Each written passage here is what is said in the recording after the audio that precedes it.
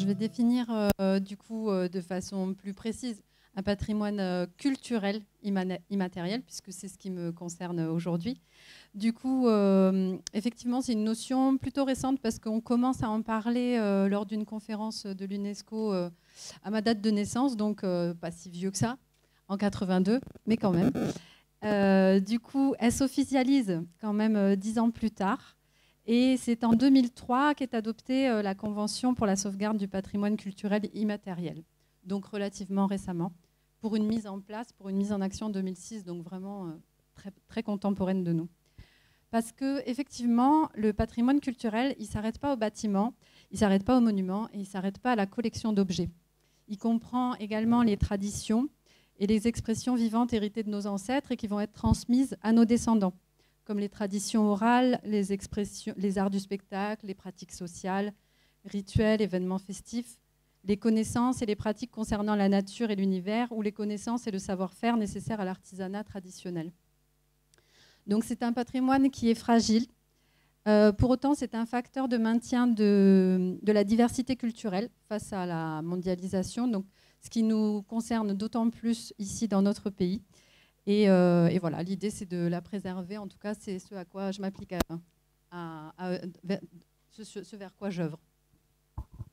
Merci Élodie. Alors du coup, on va reprendre la même structure de présentation que précédemment, parce que c'était aussi plus facile pour moi. Donc la première phase, toujours pareil, 4 phases sur ce projet. La première, le métier. Comme je disais, c'est incontournable. Est-ce que tu pourrais nous rajouter, nous décrire un peu justement ces 2 métiers notamment qui concernent ton service? Alors, effectivement, donc, je suis depuis peu de temps, quelques mois, chef du service de la conservation et valorisation du patrimoine. Donc, c'est un service qui a en charge la gestion des collections, les collections historiques, les collections artistiques, les collections archivistiques et documentaires de la ville. Donc, pour faire simple, en gros, le musée de la ville, le musée de la Seconde Guerre mondiale, les médiathèques municipales de Caméré, de Rivière-Salée et les archives municipales, c'est nous.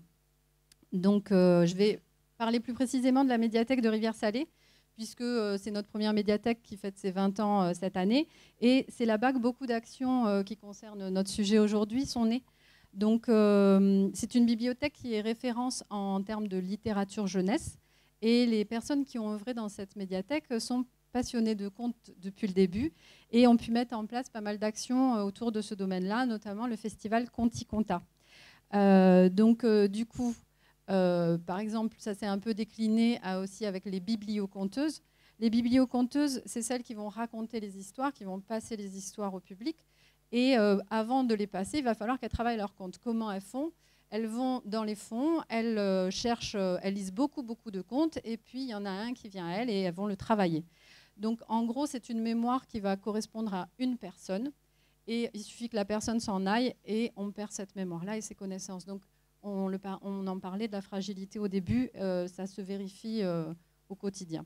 Donc pour ça, c'est vrai qu'on a un portail documentaire qui référence tous nos ouvrages, mais ça nous permet seulement de rester en surface, hein, on ne va pas à l'intérieur du livre, et en même temps, ça ne nous permet pas non plus d'avoir une visibilité d'ensemble comme nous permet la cartographie. Merci Élodie. Du coup, ça me fait la transition avec l'étude des besoins. Donc il y avait une volonté initialement de positionner sur une carte papier les contes et légendes. Et du coup, est-ce que tu pourrais nous expliquer comment on est venu à solliciter le SIG et pourquoi la solution numérique a-t-elle été privilégiée justement quand on en a discuté au début? Donc c'est vrai que quand je suis venue vers toi, Jean-Daniel, j'étais à l'époque chef du service de la médiation culturelle. Alors c'est encore un autre terme vraiment récent. La médiation culturelle, qu'est-ce que c'est? Ça va être de faire le lien entre un objet culturel, donc une discipline artistique, un festival, un spectacle, un livre, une exposition, et un public cible. Donc le public cible, ça va être par exemple les 0-3 ans, les jeunes adultes, les adolescents, les quadras, voilà. Du coup, je suis venue vers toi avec cette demande. Donc ce service, pour voir un peu les actions qui sont visibles dans la médiation culturelle, pour vous donner une idée, ça va être par exemple la fête des bibliothèques, le festival LOL, tout ce qui se passe au centre d'art, au théâtre de Poche, les nuits des musées, l'Arbus qui se rend dans toutes les écoles de la ville, et tous les accueils de scolaires dans nos structures culturelles. Ça, c'est l'iceberg, le côté visible de l'iceberg de ce qu'on fait en médiation culturelle. Après, il y a tout le travail dans les quartiers, tout le travail de lien qui se fait également. Donc, dans ce service-là de la médiation culturelle, pour vous donner un peu le cadre, une partie du budget est consacrée, est issue du contrat d'agglomération et plus précisément se consacre aux 12-26 ans, ce qui nous donne déjà un public cible. Le deuxième, c'était également la feuille de route de la mandature, qui était du coup la culture pour tous et le développement du numérique. Donc, ces deux enjeux qui nous concernaient particulièrement sur ce projet-là. Donc, la solution de faire une carte, on l'avait imaginé en se disant que bon, plus tard, on le mettrait en ligne de façon numérique, mais bon, c'est pas pour aujourd'hui parce que faute de budget. Et ce n'était pas prévu au programme. Donc, du coup, on a commencé par se dire, on va faire une base Excel, comme tout le monde. Voilà, on s'est fait notre petite base Excel. Et puis, on a contacté Jean-Daniel pour lui demander une carte papier sur laquelle on mettrait des jolies petites punaises toutes colorées en se disant où c'est qu'on est bon au niveau compte et où c'est qu'on peut encore travailler. Et du coup, Jean-Daniel, il a été bien malin. Il m'a demandé quelle était la finalité de ce projet. Et donc, du coup, à force de questions, je suis arrivée par dire, bah oui, l'idée, c'est quand même de démocratiser cette connaissance et de l'amener à tout le monde.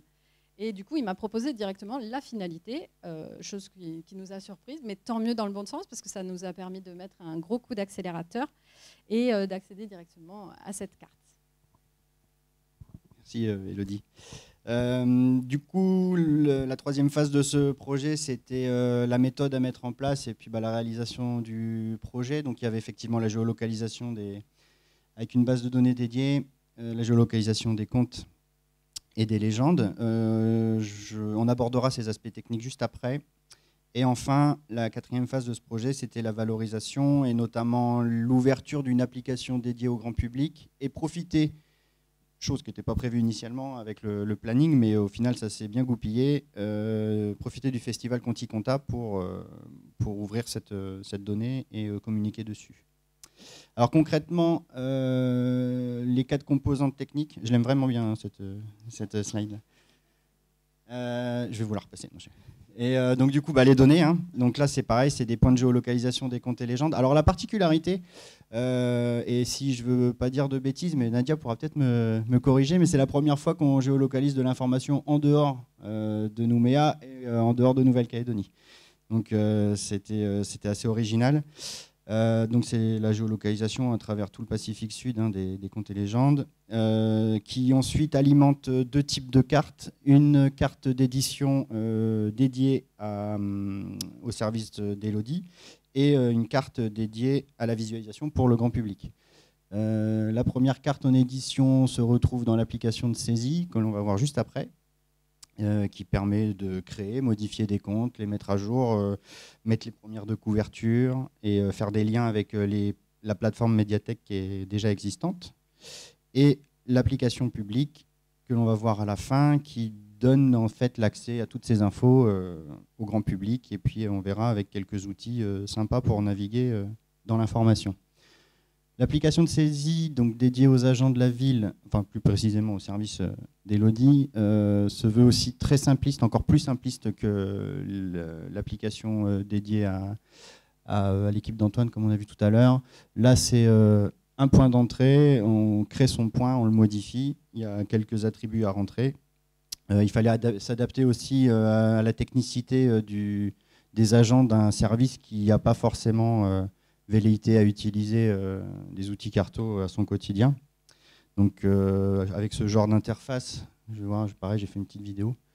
Avec ce genre d'interface, on a la possibilité d'aller séduire justement des agents qui ne sont pas forcément techniques ou qui n'ont pas de formation, puis on ne leur demande pas de toute façon d'avoir une formation en géomatique. Tout à l'heure, je ne sais plus qui disait que la convivialité et puis l'ergonomie était importante. Là, on change du fichier Excel, hein, quand même. Donc voilà, on accède à une interface Carto, donc on peut rechercher des lieux. C'est le moteur international, donc, qui est relativement assez précis. Là, c'est l'exemple d'un compte à UVA où on va pouvoir venir renseigner des champs. Les champs ne sont pas obligatoires, on a laissé cette souplesse aux agents parce qu'on n'a pas forcément, enfin en tout cas vous n'avez pas forcément toutes les infos le jour J en fait, de la création de cette donnée. On peut venir également remettre des pièces jointes, notamment les premières de couverture. Et une fois que le compte est créé, donc il est directement en base et directement visible sur la plateforme en public. Quand Xavier se lève, je sais ce que ça veut dire. Donc voilà pour l'application de saisie. C'était un cas tout simple de création. Et on peut venir mettre à jour aussi les autres. Ensuite, celle qui nous intéresse, c'est l'application grand public. Pareil, une petite démo vidéo. Donc on accède en ligne. Les liens, pour l'instant, on peut les retrouver notamment sur la plateforme Open Data de la ville de Nouméa. Et donc du coup, on va pouvoir venir explorer et retrouver donc, le compte qu'on vient de créer. On va pouvoir venir explorer d'île en île tous les comptes qui ont été référencés par le service aujourd'hui, par le service d'Elodie, et venir consulter chaque fiche, voir qu'il y a la première de couverture, un petit synopsis et le lien vers le système de référencement des médiathèques qui nous permet de savoir directement à partir de son smartphone ou à partir de chez soi si le livre est disponible et si on peut se déplacer dans telle ou telle médiathèque pour aller le rechercher. Ensuite, on a rajouté quelques outils statistiques pour avoir aussi, pour que le grand public puisse avoir les infos assez globales sur le travail qui est réalisé. Donc, bon, aujourd'hui, effectivement, il y a beaucoup de comptes qui sont géolocalisés en Nouvelle-Calédonie, mais l'avenir est prometteur. Et quelques filtres également pour venir construire ce qu'on cherche et ce qu'on souhaiterait trouver, que ce soit des ouvrages limités à un certain âge. Donc là, j'ai pris totalement au hasard 5 et 3 ans. Et ensuite, se découvrir qu'il y a un seul ouvrage, par exemple, pour les plus petits de 3 ans en Nouvelle-Calédonie. Les filtres sont cumulatifs, donc on peut affiner de pays et en attributs comme ça. Et également un filtre, alors là, pareil, totalement au hasard, le rocher à la voile, sur les filtres pour les comptes qui sont enregistrés. J'arrive pas avec ce mot-là. Alors il y a peut-être du son, faites attention. Je sais pas si... Et donc enregistré, Elodie va en parler juste après, avec un partenariat avec l'Académie des langues kanak. Voilà. Ouais, je ne vous ai pas tout mis. Voilà. Si vous êtes curieux, vous pourrez aller voir sur la plateforme. Donc voilà. Ça, c'est une des finalités dont en tout cas, dont la ville est fière. C'est l'enregistrement et la valorisation et la diffusion de ces comptes, même oralement, du coup, à travers la plateforme de la ville de Nouméa. Au niveau des évolutions possibles, hein, dans toute démarche, il y a toujours des évolutions possibles, et heureusement, sinon on s'ennuierait. Je vais laisser la parole à Elodie qui va nous parler notamment des relations qu'on peut avoir à l'extérieur pour aller valoriser justement toutes ces informations. Est-ce que tu pourrais nous dire, si on n'a pas dit à qui était destinée l'application? Bon, c'est vrai que l'application est encore toute jeune, toute naissante. Donc effectivement, on en parlait ce matin avec Paul Fizine de l'ALK qui est présent aujourd'hui. Effectivement, c'est une application qui peut parfaitement intéresser les étudiants qui vont travailler sur ce domaine, les familles qui vont aller rechercher du contenu pour leurs enfants, les enfants eux-mêmes qui vont, par ce système très ludique de couleurs, aller écouter des contes audio, parce qu'en fait, quand on a commencé la carte, on s'est dit, bah oui, des livres, faire vivre la médiathèque, tout ça. Mais en fait, le conte, c'est oral, donc il fallait bien pouvoir mettre en valeur cette oralité.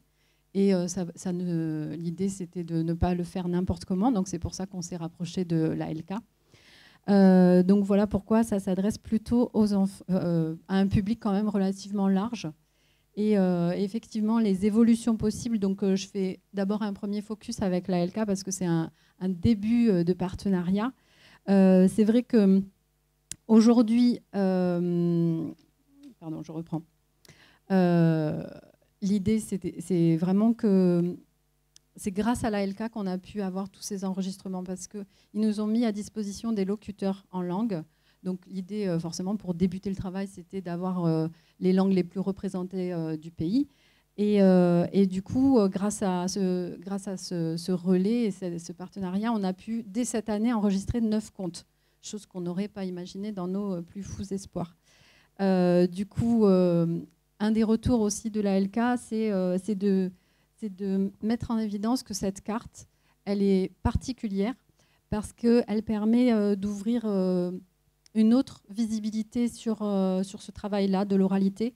C'est vraiment, je cite Paul, de relier l'espace à la parole. Et en ça, c'est assez novateur. Et c'est pour ça qu'on est assez fiers de cet outil. Et qui plus est, apparemment, on est les seuls dans la zone Pacifique à avoir développé ce genre de carte. Même au titre international, ce qui référence les contes et légendes, il n'y en aurait que 2 autres de par le monde qui seraient sur les contes amérindiens et les contes au Royaume-Uni. Donc on est d'autant plus fiers de pouvoir l'ouvrir au grand public. Donc la communication n'est pas encore lancée, c'est pour ça que vous le découvrez un peu en avant-première. On l'a lancé au Festival Conti Conta parce que ce sont les professionnels du conte, donc l'idée c'était quand même de leur offrir ce cadeau-là en retour. Mais voilà, du coup, on est assez fiers de ce partenariat avec la LK et on espère le renforcer encore plus avec une convention, puisque peut-être vous n'êtes pas au courant, mais il y a beaucoup de contes kanak qui sont propriétés de clans. Et du coup, tout ce travail de prospection pour avoir la possibilité de valoriser ces contes-là, il passe aussi par le travail de patience et de liens qui se tissent avec la LK, qui a justement pour mission de promouvoir les langues kanak.